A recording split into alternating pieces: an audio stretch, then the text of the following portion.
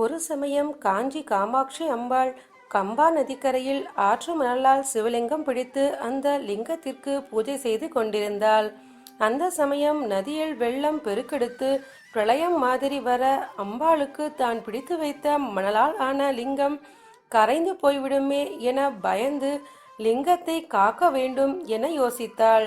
இந்த கரடையான் நோன்பு விரதத்தை மேற்கொண்டாள். அந்த விரத மகிமையால் சிவலிங்கம் காப்பாற்றப்பட்டது. அதன் பின் சிவபெருமான் அம்பாளுக்கு காட்சி தந்து அவளை திருமணம் செய்து கொண்டார். அதனால் இந்த விரதத்திற்கு காமாட்சி விரதம் என்ற பெயரும் உண்டு. பதிவிரதையான சாவித்ரி தேவி யமனிடம் இருந்து தன் கணவன் சத்தியவானை மீட்டது இந்த நாளில் என்பதால் சாவித்ரி விரதம் என்று அழைக்கப்படுகிறது. இக்கதை சிவபுராணத்திலும் மகாபாரதத்திலும் உள்ளது. மந்திர தேசத்தின் மன்னன் அஸ்வபதி அவனுடைய